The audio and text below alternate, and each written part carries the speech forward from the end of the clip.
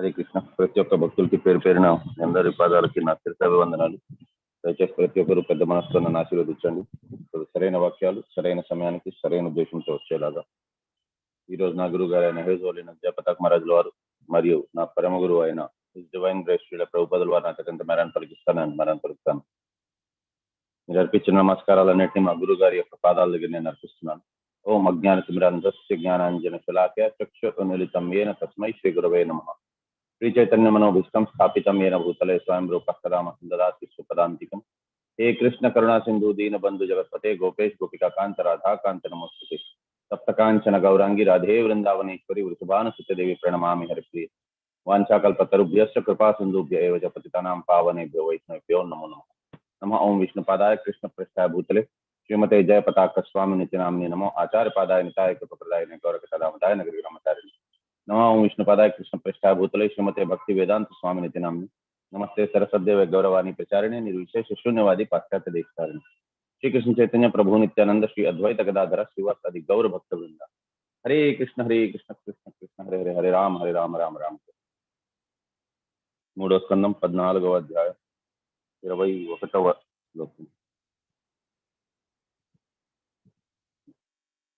న వయం ప్రభవస్తాం త్వాం అనుకర్తుం గ్రహేశ్వరి అప్యావసవా కర్త్యేన ఏ చాన్యే గుణగృతాన్వః.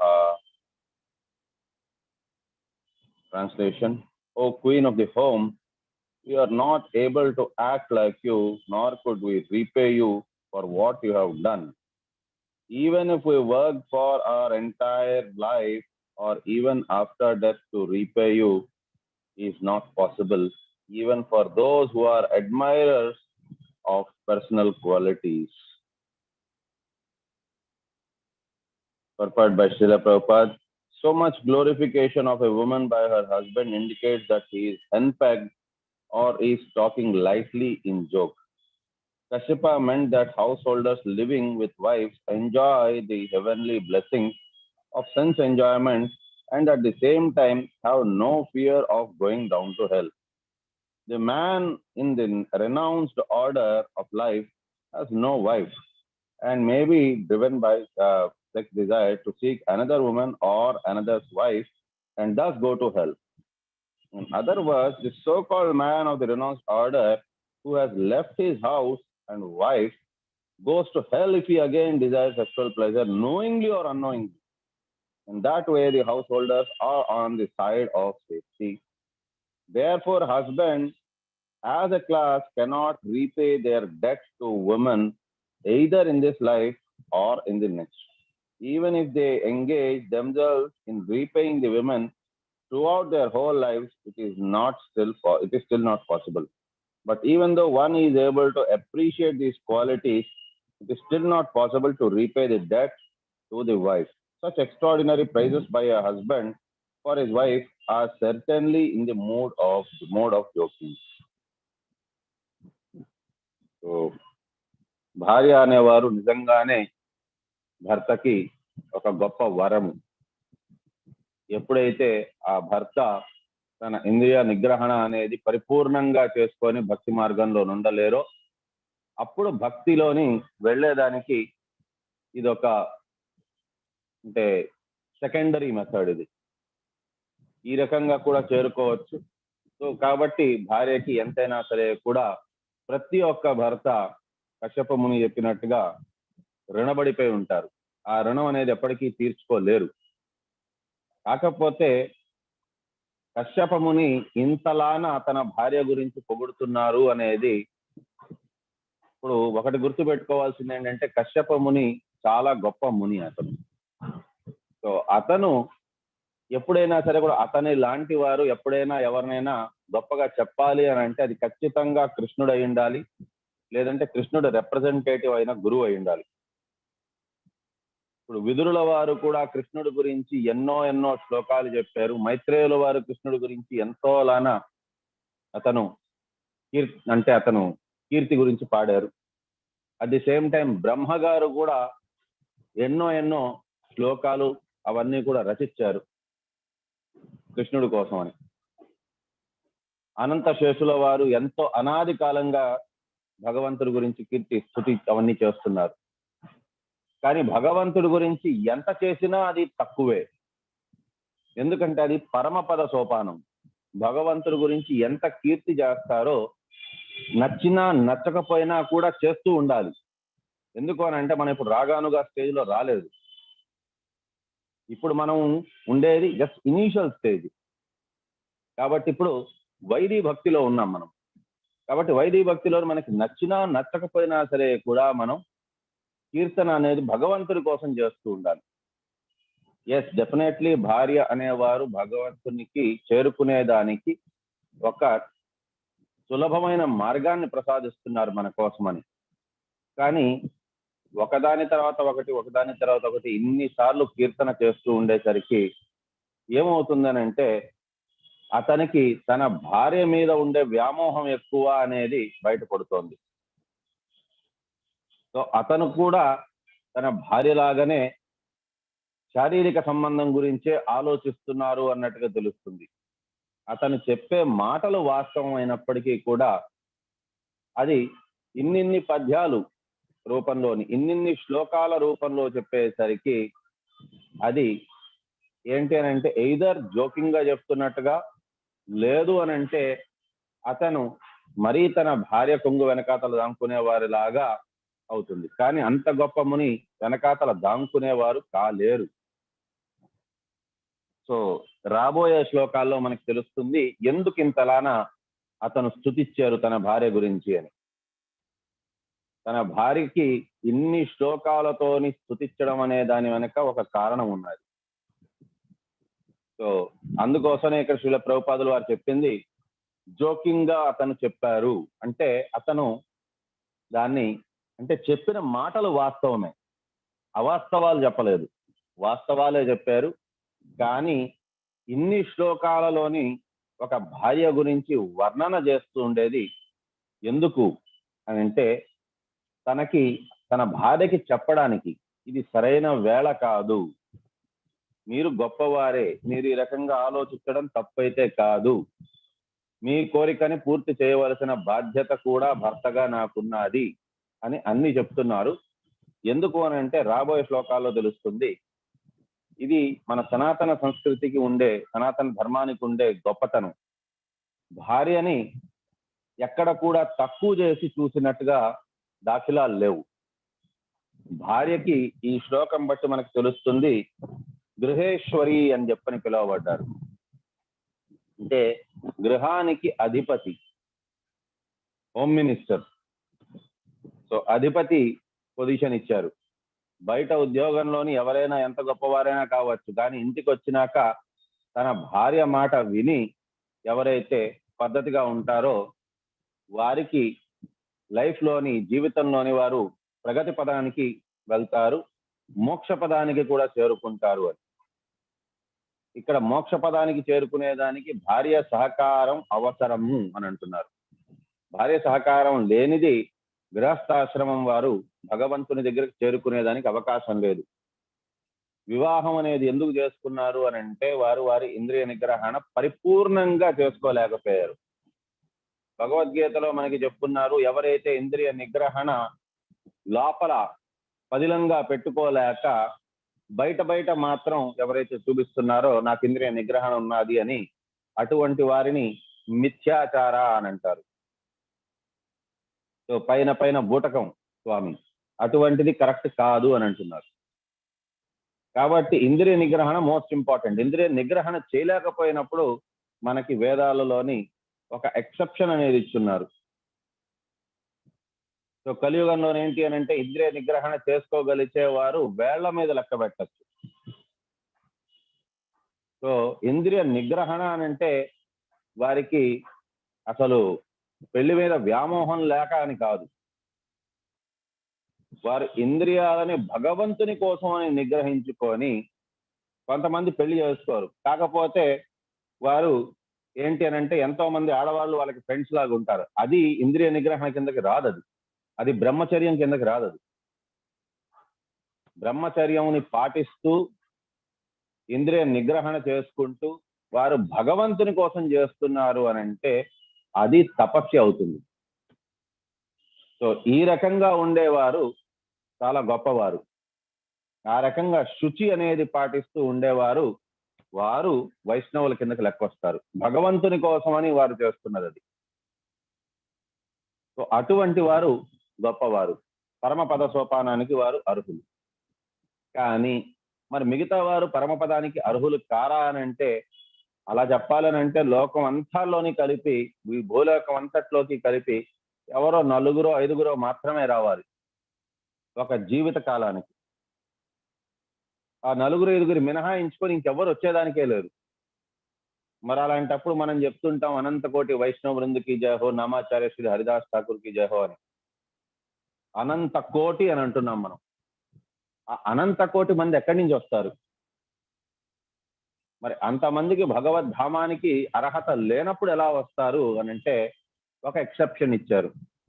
ఎవరైతే పద్ధతిగా పాలిగమి కాకుండా, అంటే పాలిగమి అని అంటే మల్టిపుల్ స్త్రీలతో కాకుండా కేవలం వారి భార్యతో మాత్రమే సంబంధం పెట్టుకుంటారో, అది కూడా సంబంధం దేని కొరకు అని అంటే ఒక ఉత్తమ శ్రేణి భక్తులని జన్మనిచ్చేదాని కోసమనైతే ఎవరైతే వారి భార్యతో సంబంధం పెట్టుకుంటారో అటువంటి వారికి ఒక ఎక్సెప్షన్ ఇచ్చారు. వారు చేసే కర్మలు అది వికర్మలాగా అయిపోయి వారికి నరకానికి వెళ్ళే అవసరం అనేది లేదు. అది ఎక్సెప్షన్. కొన్ని ఎక్సెప్షన్స్ ఇచ్చారు. సో ఆ ఎక్సెప్షన్ ని మనం సద్వినియోగపరచుకోగలిస్తే ఉత్తమం. దాన్ని కూడా సద్వినియోగపరచుకోలేని వారు ఈ లోకంలోని అనంత కోట్ల మంది ఉన్నారు. అటువంటి వారి పరిస్థితి ఏంటి అని అంటే నరకం వారికి తప్పదు మరి. సో భక్తి మార్గంలోని వెళ్ళే దానికోసమని ఇక్కడ ఒక అవకాశం అనేది ఇచ్చారు.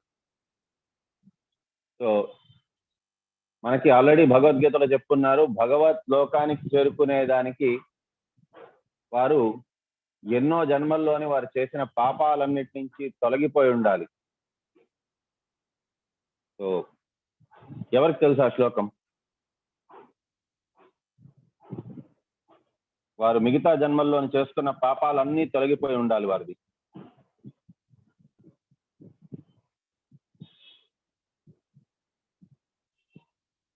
హరే కృష్ణ. హరే కృష్ణ. ఏషాం త్వంతగతం పాపం జనానాం పుణ్యకర్మణ తే ద్వంద్వ మోహ నిర్ముక్త భజంతే మాం దృఢవ్రత. సో ఈ రకంగా ఉండేవారు మాత్రమే దృఢ నిశ్చయంతో భగవంతుణ్ణి కొలవగలరు. వారి ప్రీవియస్ జన్మల్లో చేసుకున్న పాపాల నుంచి వారు విముక్తులై ఉండాలి. అండ్ ఈ జన్మలో కూడా పాపాలు చేయకుండా ఉండాలి. మరి పాపాలు చేయకుండా ఉండాలి అని అంటే మరి వారికి కోరికను వారు అణుకోలేకపోతున్నారు. మరి అలాంటప్పుడు ఎలాగా? అర్జునుడు లాంటి గొప్పవారే వారి ఇంద్రియ నిగ్రహణ అనేది వారు చేయలేకపోతున్నారు అని అన్నారు. మరి వీరి పరిస్థితి, మిగతా వారు మనలాంటి వారి పరిస్థితి ఏంటి అని అంటే ఒక ఎక్సెప్షన్ ఇచ్చారు. 100% ఇంద్రియ నిగ్రహణ చేసుకోవాలి. 100% కాకుండా ఈవెన్ 99% నేను చేయగలను, 1% నా వల్ల మిస్ అయిపోతోంది అని అంటే ఆ ఒక్క ఇంద్రియం చాలు మనిషిని కాటేయడానికి. అలాంటప్పుడు వివాహమే చేసుకొని కానీ భక్తి మార్గంలో ఉండు. కానీ వివాహం చేసుకున్నాక కేవలం భార్య దొరికారు కదా అనేసని వారిని కేవలం పొగడ్తలు ఉండాలి. పొగడ్తలు అని అంటే ఇది వాస్తవాలు, పొగడ్తలు కూడా కావు ఇవి. ఇప్పటిదాకా కశ్యప ముని చెప్పినవన్నీ వాస్తవాలు చెప్పాలి. కానీ అట్ ది సేమ్ టైం అంతలాన మరీ వర్ణించుకుంటూ వెళ్ళిన దానివల్ల ఏమవుతుందని అంటే వారి ఆలోచన కూడా భగవంతుడి నుంచి తొలగిపోయి భార్య పట్లనే మోహితులైపోయినట్టు అవుతుంది. వారి పరమ ఉద్దేశాని కోసమని ఏదైతే వారికి ఒక సపోర్ట్ డివైస్ ఏదైతే ఉందో దాన్ని వారు పోగొట్టుకుంటున్నారు ఇద్దరు కలిసి. యాక్చువల్గా సపోర్ట్ అనేది మగవారికి ఆడవారు సపోర్ట్ మాత్రమే అని కాదు, ఆడవారికి కూడా మగవారు సపోర్టే. ఇద్దరికి సపోర్ట్. ఇద్దరు కూడా పరమపదానికి చేరుకునేదానికి వివాహం అనేది ఒక సపోర్టింగ్ ఏజెన్సీ. వివాహం అనే బంధం ద్వారా వారు భగవంతుని దగ్గరకు చేరుకునేదానికి ఒక సదవకాశం. ఏ ఇంట్లో, అందుకోసమనే ఏ ఇంట్లోనైతే భర్త భార్య కలిసి, ఇద్దరు కలిసి భక్తి ప్రపత్తులతోని భగవంతుని కొలుస్తూ జపం అనేది ఏ ఇంట్లో అయితే జరుగుతుందో అది ఆటోమేటికలీ సంకీర్తన అయిపోతుంది. ఎందుకంటే భర్త భార్య పిల్లలు కలిసి జపం చేస్తారు కాబట్టి అటువంటి ఇల్లు మనకి దీంట్లోని కూడా నెక్టర్ ఆఫ్ డివోషన్, భక్తి రసామృత సింధులు చెప్పున్నారు. వన్ ఆఫ్ ది పాయింట్స్ ఏంటి అని అంటే మథురావాసం అంటే భగవంతుడు ఉండే ప్రదేశంలోని నివసించడం. కానీ మనకిప్పుడు ఉండే అస్తవ్యస్త జీవితంలోని మనం మథురావాసం, మనం నేటివ్ అక్కడికి అయినా, ఫర్ ఇన్స్టెన్స్ నేను తిరుపతి, నాది వాస్తవ్యం తిరుపతి అంటే మథురావాసమే. అది సాక్షాత్ ఆ వెంకటరమణమూర్తి ఉండే ప్రదేశం అది.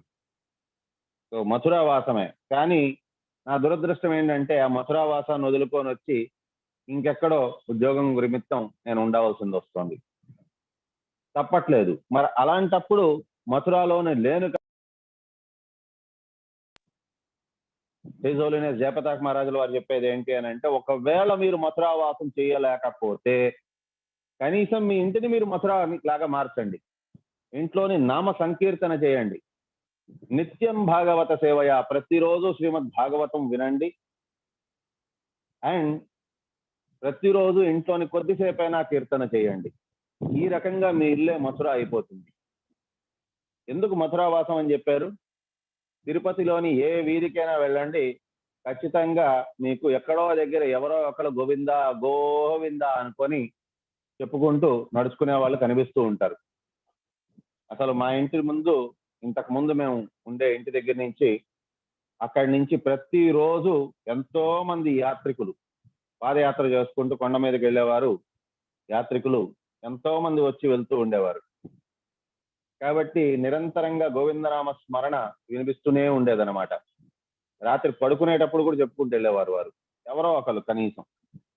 అది కాలక్రమేణా ఏమైందంటే అది కూడా తగ్గిపోయి, వారి కోసమని బస్సులు అవంతా వచ్చిన దానివల్ల తగ్గిపోయింది. ఇప్పుడు ఏ ఇంట్లో అయితే ఉంటున్నామో తిరుపతిలోని, అక్కడ ఇంకా ఈ వాయిసెస్ అంతా కనుమరుగైపోయింది. భగవంతుడి నామం అంతా కనుమరుగైపోయింది. జీపులు, కార్లు, బస్సులు, మోటార్ సైకిళ్ళు, వాటి శబ్దాలే పెరిగిపోయింది. సో మథురావాసం అనేది అంత ఇంపార్టెంట్. సో ఇక్కడ అందుకోసమని శ్రీల ప్రభుపాదుల వారు చెప్పేది ఏంటి అని అంటే, తను మరీ ఎక్కువగా చెప్తున్నారు తన భార్య గురించి, కాబట్టి అతను ఖచ్చితంగా అది ఒక హాస్యాస్పదంగా చెప్పారు. హాస్యాస్పదంగా అంటే కొంత నిజాలు అయితే చెప్పారు, కానీ ఆమెకి అర్థం కావాలి, ఇంకొక సబ్జెక్ట్ మ్యాటర్ ఆవిడకి చెప్పాలి. అందుకోసం డైరెక్ట్ గా ఇప్పుడు ఒకటి చూడండి, మన దీంట్లోని సంస్కృత భాష లేకపోతే మన సనాతన సంస్కృతి, సనాతన సాంప్రదాయంలోని ఒక అద్భుతమైన విషయం ఉన్నది.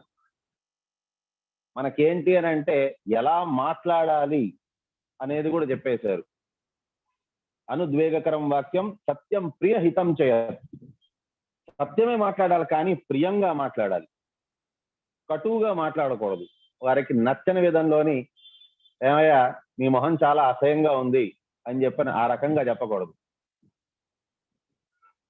తెలుగులోని ఇన్ఫాక్ట్ మామూలుగా ఎవరికైనా సరే కూడా ఎవరినైనా చెప్పాలి అని అంటే, వారి గురించి వర్ణన చేయాలి అని అంటే, కన్నొక్కటి కలదు గాని కౌరవపతియే అన్నట్టుగా, నీకు కళ్ళొకటి మిగిలిపోయింది, కళ్ళొక్కటి ఉన్నది, లేకపోయింది నువ్వు కౌరవపతికి ఏమాత్రం తక్కువ కాదు, ధృతరాష్ట్రుడికి ఏమాత్రం తక్కువ కాదు. చెప్పేదానికి ఉద్దేశం ఏంటి అని అంటే, నీకు అసలు నీ పద్ధతి ఏమాత్రం బాలేదు, చాలా స్వార్థపూరితమైన మనిషివి నువ్వు అన్నట్టుగా చెప్పాలని. కాకపోతే ఎంత ప్రియంగా చెప్పారని అంటే, కన్నొక్కటి కలదు గాని నువ్వు కౌరవపతియే, నీ కళ్ళు మాత్రం ఉన్నాయి కానీ ఆయనలాగా నువ్వు కళ్ళు అంటే దృష్టిహీనుడు అయితే కాదు, కానీ నువ్వు కౌరవపతికి ఏమాత్రం తగ్గవయ్యా అన్నట్టుగా. సో ఆ రకంగా ప్రియంగా చెప్పేది మన సంస్కృత భాషలోని, సనాతన సంస్కృతిలోని, సనాతన ధర్మంలోని ఉండే అద్భుతమైన విషయం ఇదే. ఏది కూడా కటువుగా మొహం మీద కుండ పగలగొట్టినట్టుగా ఆ రకంగా మాట్లాడేది ఉండదు. అర్జునుడికి కూడా భగవంతుడు నువ్వు చెప్పినటువంతా కూడా నువ్వు చాలా చాలా తెలివైన వాళ్ళలాగా మాట్లాడావు, So ashocha navya shochastvam prajnavaramscha bhashate gatasu na agatasu cha nanu shochanti pandita. నువ్వు చూసేదానికి చాలా తెలివైన వాళ్ళలాగా మాట్లాడావు, కాకపోతే ఇప్పుడు నువ్వు ఏదైతే తర్కం పెడుతున్నావో అది ఇంతకు ముందు చూపించినట్టుగా, ఇంతకు ముందు సూచించినట్టుగా అంత తెలివైన వాళ్ళలాగా నాకు ఇప్పుడు అనిపించట్లేదు అని చెప్పారు. అంటే డైరెక్ట్ లాంగ్వేజ్ లో చెప్పాలి అని అంటే నువ్వు ఒక మూర్ఖుడివి అని చెప్పాలని, తెలివి తక్కువ వాడివి, ఇది కూడా అర్థం చేసుకోలేకపోయావా అని చెప్పాలని. ప్రతి ఒక్క మనిషి గతాసూన అగతాసూచ నాను శోచంతి పండితా. శరీరం ఈ రోజు కాకపోయినా రేపైనా విడిచిపెట్టాలి, దానికోసం అంతలానా ఏడుస్తారా అని అది ఒరిజినల్ గా చెప్పాలనుకున్నారు. కాకపోతే దానికి ప్రిఫిక్స్ గా ముందు ఇది చెప్పారు.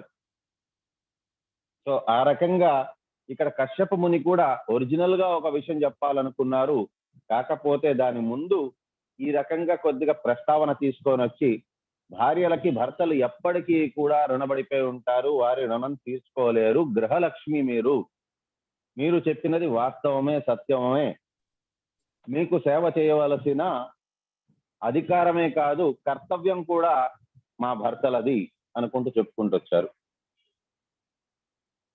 22వ శ్లోకం. అథాపి కామం ఏతం తే ప్రజాత్యై కార్యవాణి అలం యథా మాం నాతిరోచంతి ముహూర్తం ప్రతిపాలయా. Translation: even though it is not possible to repay you, I shall satisfy your sex desire immediately for the sake of begetting children. But you must wait for only a few seconds so that others may not reproach me. Purport by Srila Prabhupada, Jai Srila Prabhupada. The henpecked husband may not be able to repay his wife for all the benefits that he has derived from her. But as for begetting children by fulfilling sexual desire, it is not at all difficult for any husband unless he is thoroughly impotent. This is a very easy task for a husband under normal conditions. In spite of Kashyapa being very eager, he requested her to wait for a few seconds so that others might not reproach him. He explains his position as follows. కొంతకాలం ఓపిక పట్టండి భార్యామణి గారు, మీరు ఈ సమయంలోని ఇటువంటి ప్రస్తావన తీసుకురావడం మీకు సముచితమే అయి ఉండొచ్చు, కానీ సమయం సందర్భం భగవద్గీతలోని కేవలం వాక్ గురించే కాదు, ఎటువంటి కర్తవ్య నిర్వహణ చేసేది కూడా సమయము సందర్భము అనేది చాలా ఇంపార్టెంట్ గా పెట్టారు. దేశ కాలేచ పాత్రేచ. సో సమయము సందర్భం చూసుకొని ఏదైనా సరే కూడా చేయాలి. కాలి వేళ ఏదైనా సరే కూడా చేసామనంటే అనర్థమే జరుగుతుంది. కాబట్టి సమయము సందర్భం అనేది చాలా important.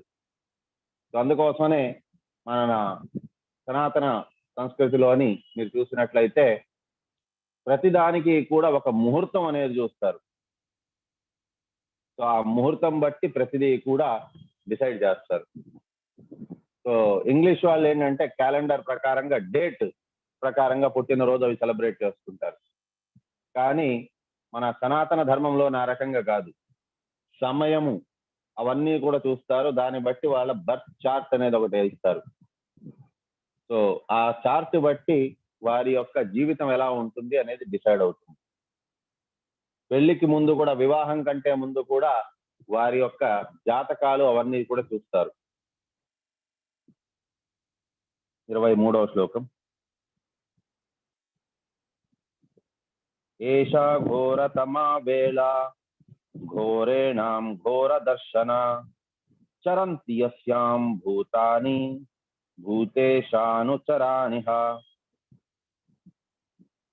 Translation: this particular time is most inauspicious because at this time the horrible looking ghosts and constant companions of the Lord of the ghosts are visible. Purport by Srila Prabhupada, Jai Srila Prabhupada. Kashyapa has already told his wife Diti to wait for a while, and now he warns her that failure to consider the particular time will result in punishment for the ghosts and evil spirits who move during this time along with their master, Lord Rudra.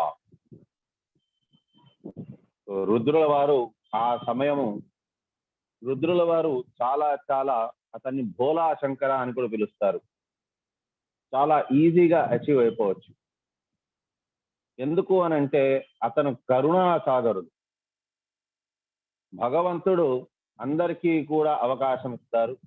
కానీ ఎవరైతే ఆత్మహత్య అటువంటివి చేసుకుంటారో అటువంటి వారికి శరీరం అనేది ఉండదు. శరీరం అంటే కేవలం ఈ లోకంలో ఉండే శరీరం మాత్రమే అని కాదు. ఈవెన్ యమలోకానికి వెళ్ళాలి అని అంటే అక్కడ ఒక శరీరం, యాతనా శరీరం కావాలి. స్వర్గానికి వెళ్ళాలంటే అక్కడ ఒక శరీరం కావాలి, భోగ శరీరం కావాలి. అండ్ అదే గోలోకానికి వెళ్ళాలి అని అంటే అక్కడైతే భగవంతుడు లోకంలోని సచ్చిత్ ఆనంద స్వరూపం అనేది ఉంటుంది. సో అక్కడ ఎక్కడైనా సరే కూడా వెళ్ళాలి అని అంటే ఒక రకమైన శరీరం కావాలి. కాకపోతే ఎవరైతే ఆత్మహత్య అనేది చేసుకునే అంత ఘోర పాపం చేసుకుంటారో వారికి శరీరం కూడా దక్కదు. వారికి సూక్ష్మ శరీరంతో పాటే ఉండిపోతుంది ఆత్మ. వారికి ఒక చోటు అంటూ ఉండలేరు. దాహం వేస్తుంది, ఆకలి వేస్తుంది, కానీ వారికి ఆహారం పెట్టేవారు కానీ లేకపోయినా నీరు పోసేవారు కానీ ఎవరు ఉండరు. అందుకోసమనే పితృతర్పణాలు, ఆ కాకికి పిండం పెట్టడం అనేది, అవన్నీ కూడా కార్యక్రమాలు చేసేది. సో శరీరం త్యాగం చేసిన వెంటనే వారికి ఇంకో కొత్త శరీరం రాదు. కొంతకాలం వారు ప్రేతంగా ఉండాల్సిందే. సో ఆ ప్రేతకాలంగా ఉండేటప్పటి లోపలే వారికి తర్పణాలు అండ్ వారికి పిండదానం అటువంటివి చేస్తారు. సో దట్ వారికి ఆకలి కోసం తీర్చేదానికి భగవంతుని యొక్క ప్రసాదము అండ్ దాహం తీర్చేదానికి ఆ చరణామృతం అనేది వారి దాకా చేరాలి అని. సో దానికోసమని సహాయపడేది ఎవరు అని అంటే ఒకటి కాకి, రెండు గోవు. సో అందుకోసమనే ఈ రెండు జీవులకి కూడా ఆహారం అనేది పెట్టడం అది ఆనవాయితీ. సో వారికి ఆహారం పెట్టిన తర్వాత అది సంపన్నమైనట్టుగా భావిస్తారు. సో ఇది ఒక కొడుకు యొక్క రెస్పాన్సిబిలిటీ. అది వారు జీవితంగా ఉండేంత దాకా వారి పెద్దలకి, తల్లిదండ్రులకి వారు తర్పణం అంటే ఎవరైతే శరీరం విడిచిపెట్టేసి ఉంటారో వారికి తర్పణం చేయడము అండ్ వారి పేరు మీద ఈ కార్యక్రమాలు చేయడం అనేది అది వారి యొక్క కర్తవ్యం. అది సో ఈ రకంగా ఎవరైతే శరీరాన్ని త్యాగం చేస్తుంటారో వారికి మాత్రం ఏంటి అని అంటే వారికి న్యాచురల్ గా వారికి ఎప్పుడైతే ఈ శరీరం త్యాగం చేసే వేళ అనేది వస్తుందో అప్పటిదాకా వారు ఏంటి అని అంటే శరీరం లేకుండానే ఉండాలి. ఒక ప్రేత రూపంలోని వారు తిరుగుతూ ఉంటారు. మరి అటువంటి వారికి భగవత్ కైంకర్యం దొరికే అవకాశమే లేదు. మరి వారికి ఎవరున్నారు అని తలుచుకొని దీనబంధు, అనాథనాథలాగా శివుడు వచ్చారన్నమాట, రుద్రుల వారు. అతనేంటి అని అంటే మరి వీరి పట్ల అనుకంపం ఎవరికి ఉంది? ఎవరికీ లేదు. ఎవరు కూడా ఈ రకంగా వీరి పట్ల జాలి అనేది లేకుండా మిగతా వారు ఉన్నారు. కాబట్టి అక్కడ శివుల వారు ఏం చేస్తున్నారంటే రుద్రుల వారు వీరి కోసమని వీరితో పాటు వీరి మధ్యలో ఉంటూ వీరికి భక్తిని ప్రసాదిస్తున్నారు. కనీసం వచ్చే జన్మలోని వారికి భక్తేనా లభించాలి అని. అటువంటి వారిని కూడా తీసి వేరే తల్లి గర్భంలోని వారు ప్రవేశపెడతారు. అది శివుడు చేసే ఆ కైంకర్యం అన్నమాట. సో అటువంటి శరీరము లేనేటి ప్రేతలు, భూతాలు, పిశాచులు అనేవి ఇంకా కూడా కుకర్మలు చేసినటివి. చాలా చాలా అంటే వాటికి అంటే చెడు కార్యక్రమాలు చేసి అవి శరీరం లేకుండా తిరుగుతునే వాటిని పిశాచాలు అని అంటారు. సో వాటికి ఏంటి అని అంటే కొద్దిగా మనిషి ఎవరైనా వీక్ గా ఉన్నారు అంటే, వీక్ గా అంటే మానసికంగా భక్తి రూపంలో ఎవరైతే వీక్ గా ఉంటారో వారిని ఆవహించే శక్తి వారికి ఉంటుంది. సాయం సంధ్యా వేళలోని వారికి ఏంటి అని అంటే శక్తులు బాగా ఎక్కువ ఉంటాయి. అవి ఆ టైంలో తిరుగుతూ ఉంటాయి రుద్రుల వారితో పాటు. సో కాబట్టి ఇక్కడ కశ్యప ముని ఆ మాట మళ్ళీ ప్రస్తావన తీసుకొచ్చారు, తన భార్యకి చెప్పారు. అది 24వ శ్లోకము. ఏతస్యాం సాధ్వి సంధ్యాయాం భగవాన్ భూత భావనః పరీతో భూతపర్షద్భిర్ వృషేనాత్తాతి భూతరాత్. Translation: Lord Shiva, the king of the ghosts, sitting on the back of his bull carrier, travels at this time, accompanied by ghosts who follow him for their welfare. Purport by Srila Prabhupada. Jai Srila Prabhupada. Lord Shiva or Rudra is the king of the ghosts. Ghostly characters worship Lord Shiva to be gradually guided towards a path of self-realization. Mayavadi philosophers are mostly worshippers of Lord Shiva.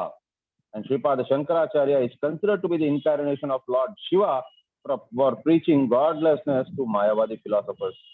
Ghosts are bereft of a physical body because of their grievously sinful acts, such as suicide.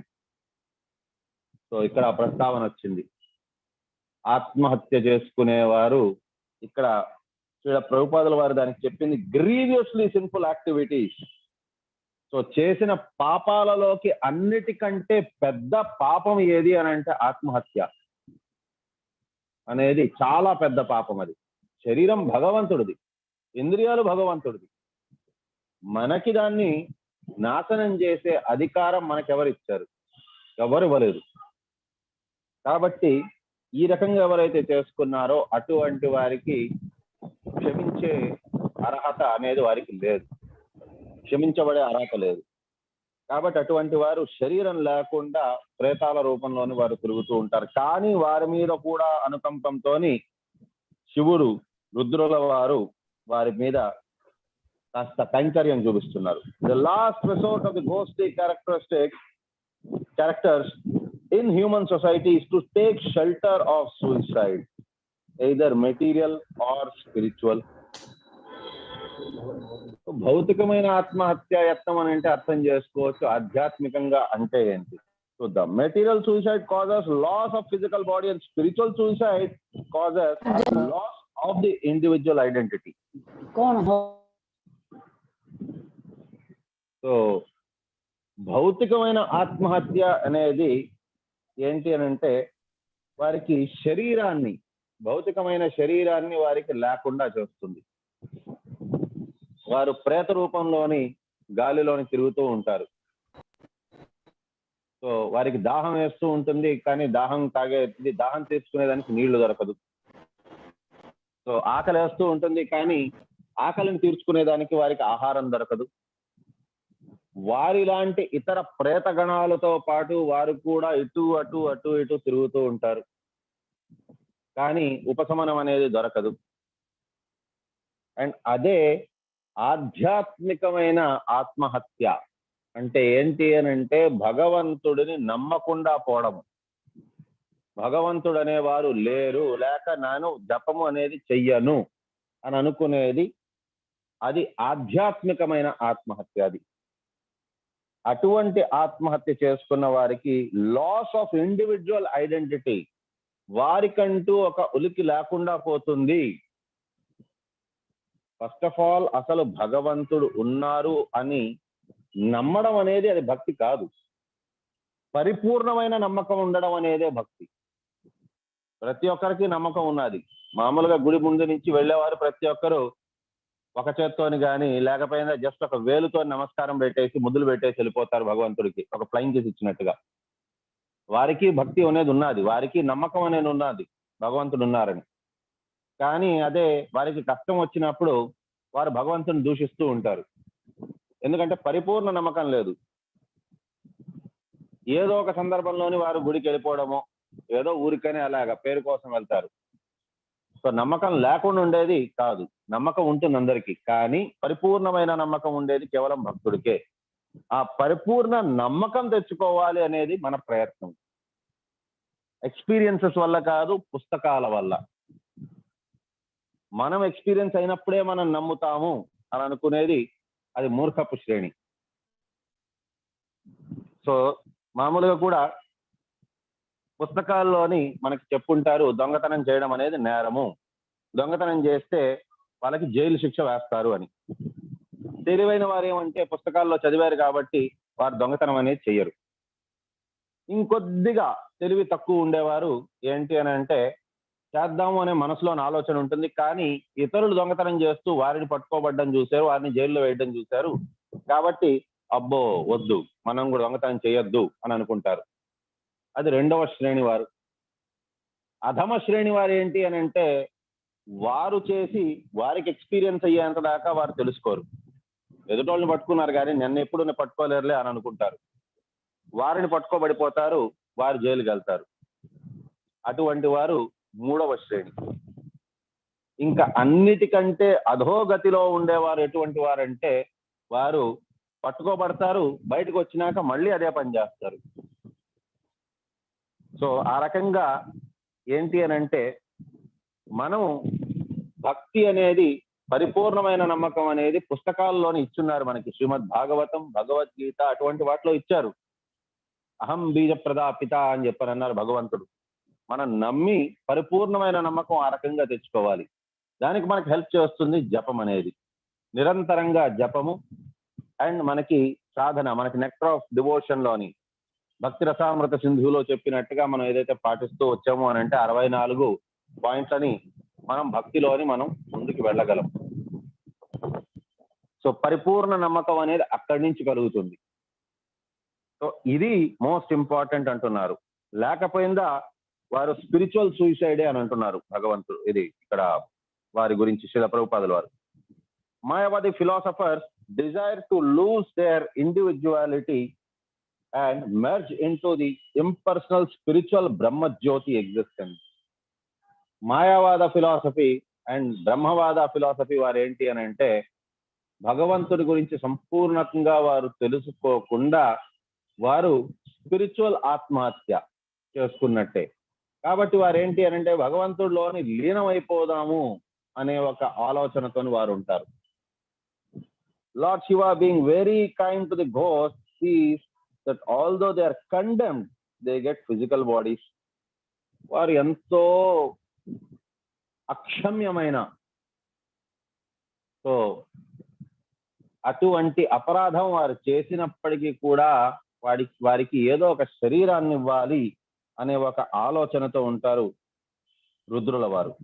He places them into the wombs of women who indulge in sexual intercourse regardless of the restrictions of the time and circumstance.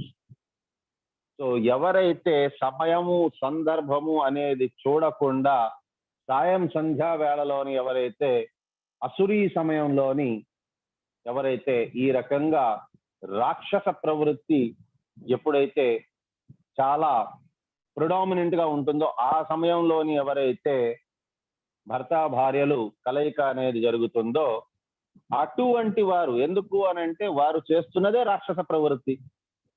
Already ఈ ఆత్మలు ఎవరైతే శరీరం లేకుండా పిశాచాల రూపంలో తిరుగుతున్నారో వారు కూడా పిశాచులే. కాబట్టి ఇటువంటి వారిని అటువంటి గర్భములోకి వారిని పంపిద్దాము అనే ఉద్దేశంతో రుద్రుల వారు అనుకంపము కొద్దీ అటువంటి వారి మీద అనుకంపం కొద్దీ అటువంటి వారిని పంపించేస్తారు శరీరం లోపలికి, గర్భము లోపలికి. ఎవరైతే ఆత్మహత్య లాంటి పాపాలు చేశారో, ఎంతమందికి అటువంటి వారు పిల్లలుగా కావాలి? ఖచ్చితంగా ఎవరికి వద్దు.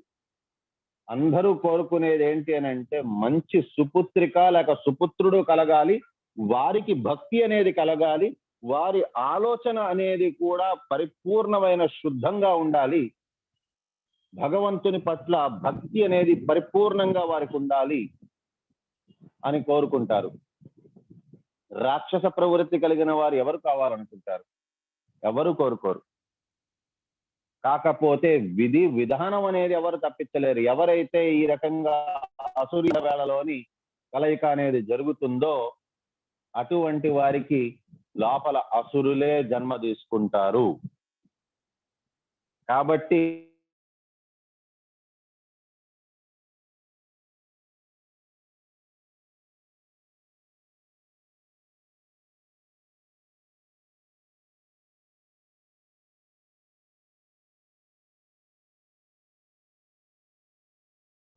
So he places them in the wombs of the woman who indulge in the sexual intercourse regardless of the restrictions of the time and circumstance. Kashyapa wanted to impress this fact upon Diti so that she might wait for a while. కొద్దిసేపు ఆమె ఓపిక పడతారు అనే ఒక ఆలోచనతోని కశ్యప ముని చెప్పడం అనేది జరుగుతోంది. ఇక్కడితో మనం విరామం తీసుకున్నాం. వంశకల్పతరుభ్యశ్చ కృపాసింధుభ్యో ఏవ చ పతితానాం పావనేభ్యో వైష్ణవేభ్యో నమో నమః. అనంతకోటి వైష్ణవ వృంద కీ జయ హో. నమః.